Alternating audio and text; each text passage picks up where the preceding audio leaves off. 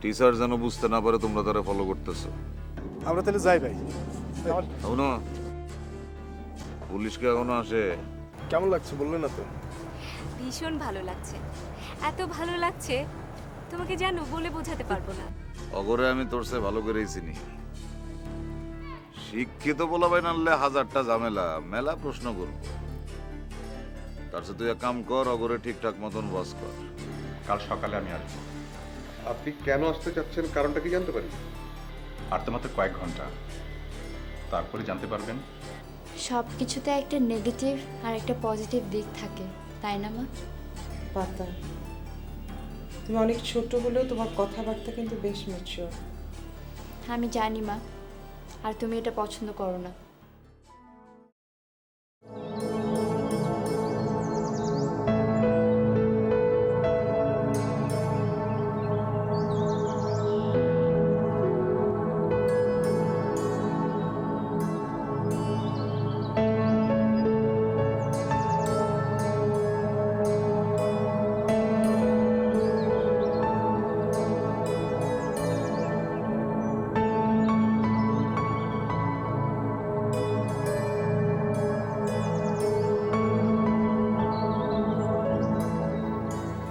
চা খাবে?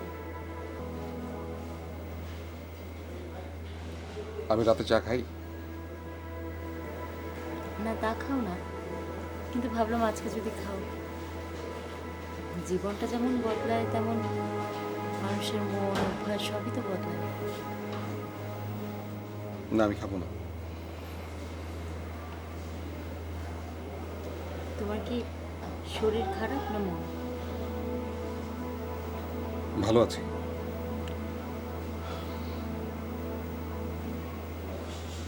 না,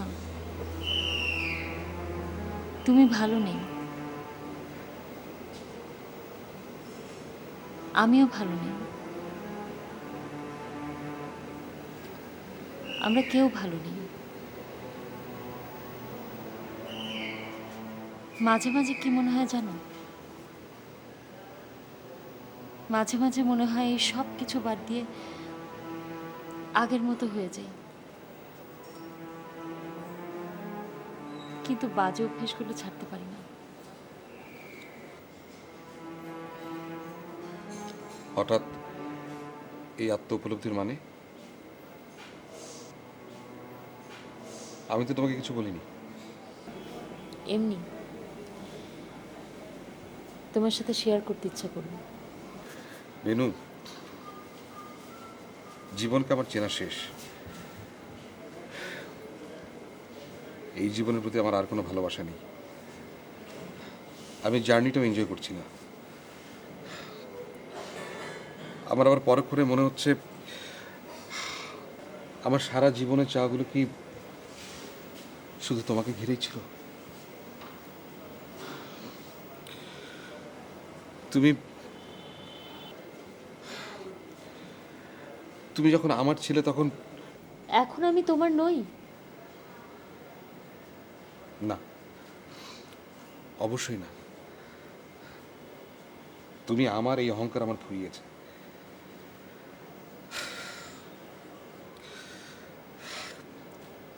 এত কিছুর পর আমি যখন তোমার দিকে তাকাই আমার লজ্জা হয়, আমি নিজেকে ধিক্কার দিই।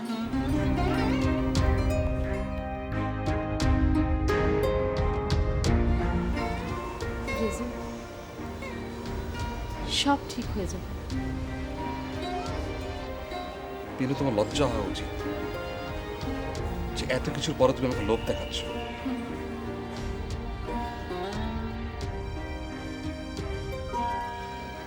কি ঠিক হবে?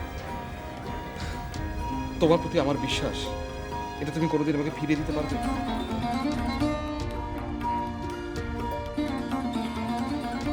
হয়তো আমরা একসাথে থাকবো, কিন্তু তুমি সারা জীবন জানবে আমি তোমাকে ভালোবাসি না। আর আমি জানবো আমি তোমাকে কোনোদিন পাইনি।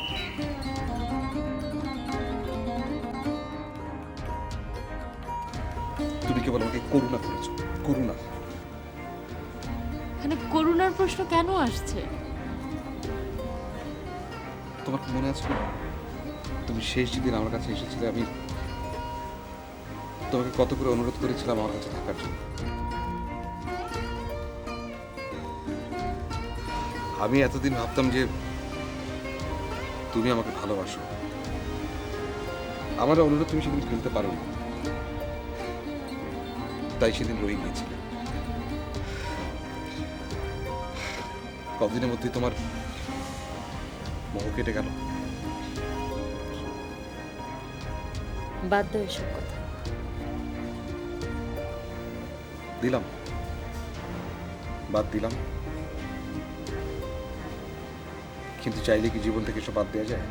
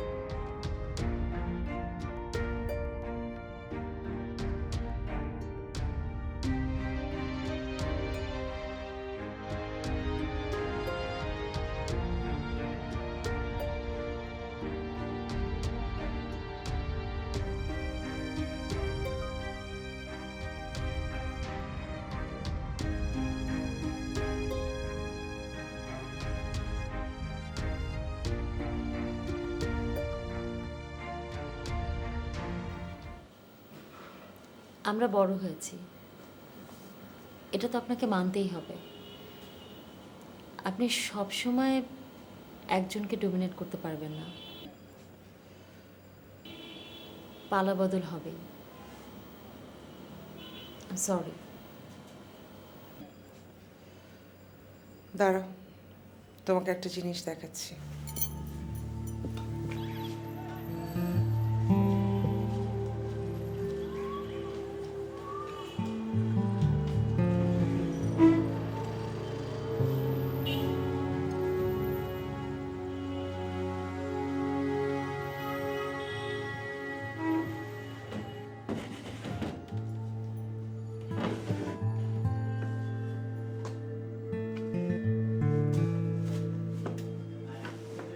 আরে কই গেল?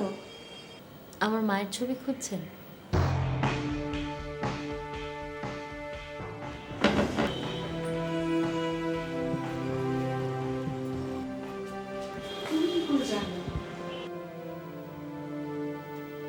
পাতা আমাকে আমার মায়ের ছবি চিনিয়েছে।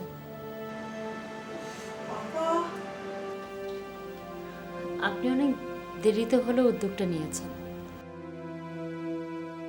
কিন্তু পাতা তো আমাকে অনেক আগেই আমার মাকে চিনিয়েছে। আপনি ওর উপরে রাগ করবেন না।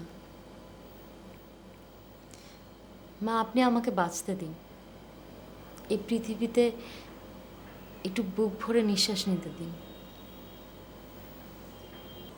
মা, অন্য সাধারণ মেয়েদের মতো আমিও আমার মায়ের সাথে, বাবার সাথে বাঁচতে চাই। বাবা মার এসব সংঘাত আমার ভালো লাগে না। আপনাদের যদি এতই প্রবলেম থাকে, তাহলে আমাদেরকে পৃথিবীতে কেন এনেছেন?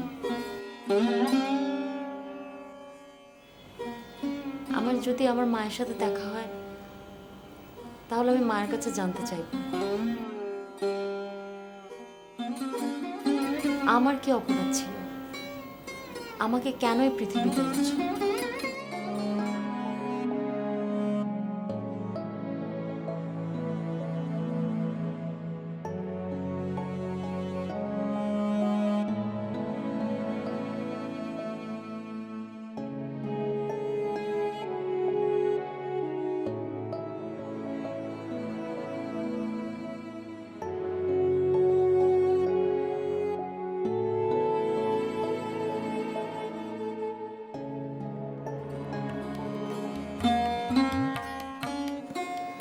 আজ আমি তোমার অফিসে ফোন করেছিলাম। কখন? দুপুরে। তুমি ছিলে না। আমি তখন মিটিংয়ে ছিলাম।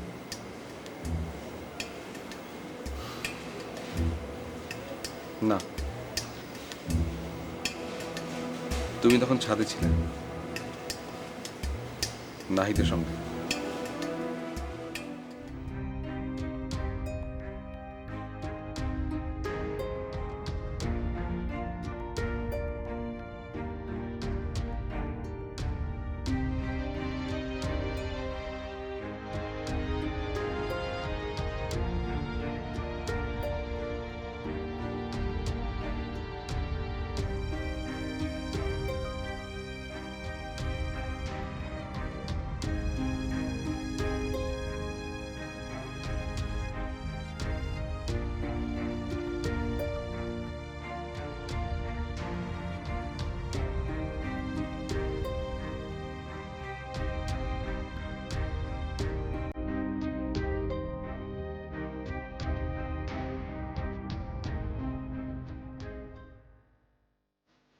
আমি ছাদে ছিলাম।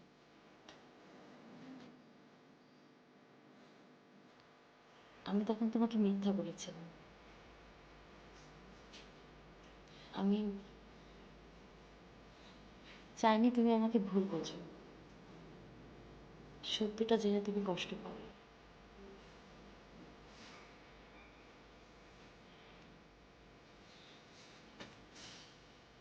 আমি ছাদে গিয়ে কি করেছিলাম তুমি নিশ্চয়ই জানো না। তুমি প্রতিদিন অফিসে গিয়ে কি করো সেটা আমি কি করে জানবো? সেটা তো আমার পক্ষে জানা সম্ভব না। জানতে চাও? আমি জানতে চাইলে যে তুমি সত্যি কথা বলবে সেই গ্যারান্টি আমাকে কে দেবে? তুমি? যদি দিই? সেটা তুমি দিতে পারো, কিন্তু আমি নিজেকে বিশ্বাস করতে পারবো না। এত অবিশ্বাস করো তুমি আমাকে? এতটা না, আমি তোমাকে বিশ্বাসই করি না। তারপরেও চাইলে তুমি বলতে পারো। যদি বিশ্বাসই না করো তাহলে বলে কি লাভ? এত কিছুর পরে তুমি যে আমাকে বিশ্বাস করাতে ট্রাই করছো সেটা দেখে আমি অবাক হচ্ছি। বিনু, আমি তোমার সব কিছু জানি, সব। শুধু দুঃখ হচ্ছে সব কিছুই জেনেছি অনেক দেরিতে, আর এটাই হচ্ছে আমার দুঃখ। চলো আমরা দেশের বাইরে যাই।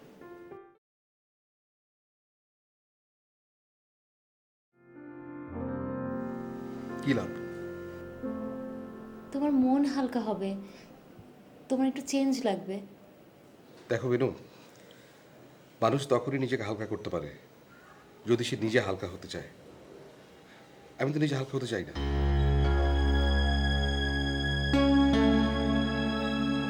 আমি এইভাবেই নিজেকে শাস্তি দিতে চাই, তোমাকে ভালোবাসার শাস্তি, তোমাকে বিশ্বাস করার শাস্তি।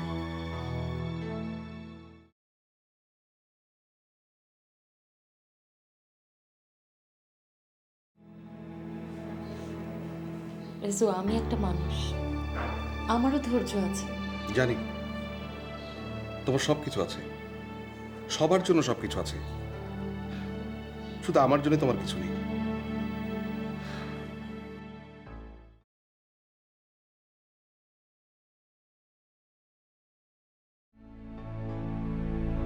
কিন্তু তুমি কি বুঝতে পারো, একটা মানুষ যখন বুঝতে পারে তার জন্য কারো কোনো ভালোবাসা নেই, শ্রদ্ধা নেই, তার জন্য বেঁচে থাকাটা কতটা কঠিন?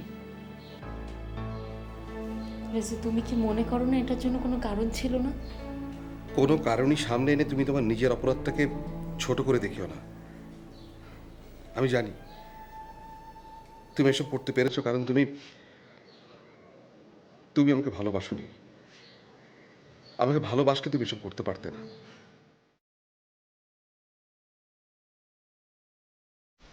আমি প্রতিটা দিন স্বপ্ন দেখেছি, স্বপ্নে বিভোর থেকেছি। আমাদের দিন বদলে যাবে, আমরা নিজেদের বদলে ফেলবো। আমি নিজেদের বদলাতে না পারলেও তুমি নিজেকে বদলে ফেলেছো কত সহজে।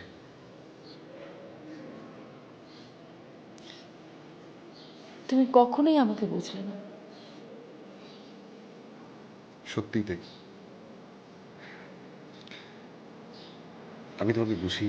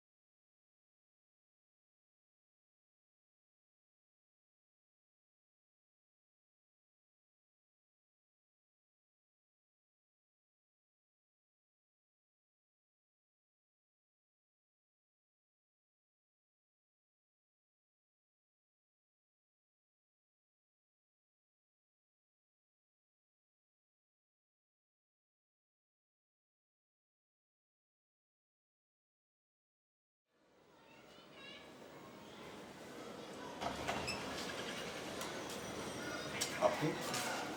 ও, আমার নাম শাওন। আমি আপনাকে ফোন করেছিলাম। ও আচ্ছা আচ্ছা, আসুন ভেতরে আসুন। কিছু যদি মনে না করেন, আমরা কি এখানে বসতে পারি এই সিঁড়িতে?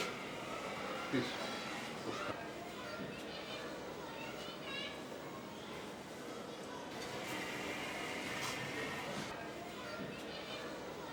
জি বলুন, মানে আপনার পরিচয়।